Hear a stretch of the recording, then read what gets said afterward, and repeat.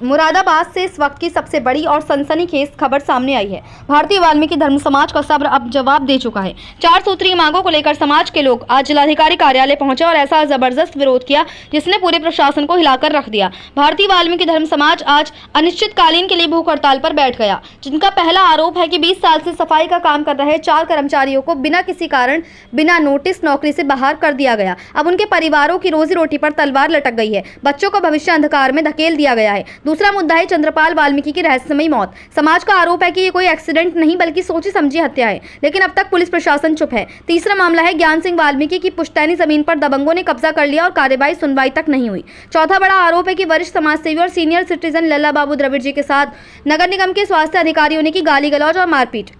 तहरीर और medical report होने के बावजूद पुलिस हाथ पर हाथ धरे बैठी है। इसी प्रकरण में लल्ला बाबू द्रविड़ ने मीडिया को जानकारी देते हुए बताया है कि कई वारदातों को मुरादाबाद का प्रशासन नजरअंदाज कर रहा है। मुंडापाड़ी क्षेत्र में हमारी जमीन पर लोगों ने कब्जा कर रखा है, लेकिन प्रशासन हमें उसे नाप कर नहीं दे रहा है। दबंगों ने कब्जा कर लिया है और अपनी दबंगई दिखाते रहते हैं। साथ ही बैंक से 4 कर्मचारियों को निकाल दिया गया है और चंद्रपाल वाल्मीकि वाले केस में भी अभी तक कोई गिरफ्तारी नहीं हुई है, जिसके संबंध में आज लल्ला बाबू द्रविड़ जी के साथ कई लोग अनिश्चितकालीन धरने पर बैठ गए हैं। लल्ला बाबू द्रविड़ जी ने कहा कि उन्होंने थाना सिविल लाइन पर भी तहरीर दी, लेकिन अभी तक रिपोर्ट दर्ज नहीं हुई है।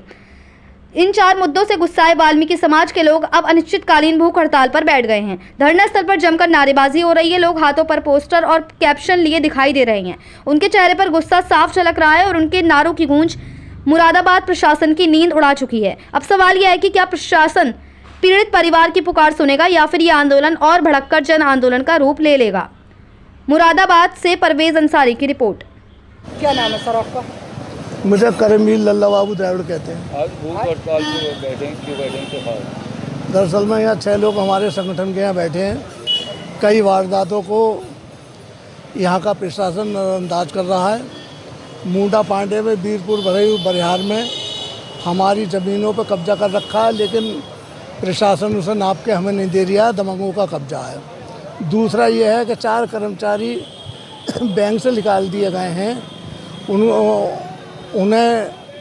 उन्हें वापस बुलाना है। दूसरा ये है कि चंद्रपाल, ये जो लिख लिया है, चंद्रपाल के जो हत्या करा दी गई एक्सीडेंट के, उसमें कोई गिरफ्तारी नहीं है।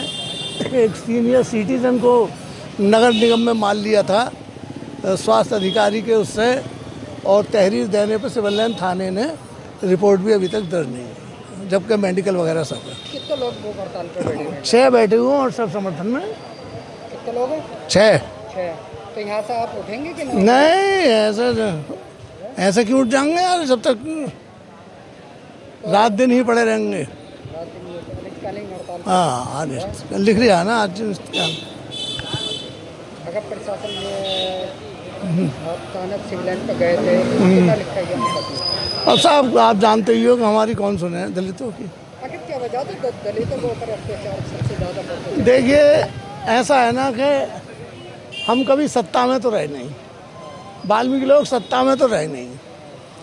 अब जिनकी सत्ता आ जाती है, अभी इधर हजरतगढ़ी में पता चला एक औरत को सवर्ण जाति के लोग गाँव से निकाल रहे हैं। अभी आज ही फ़ोन आया अभी। तो ऐसी वारदातें आए दिन होती रहती हैं। दलितों के पास अत्याचार बढ़ता चलेगा। हाँ।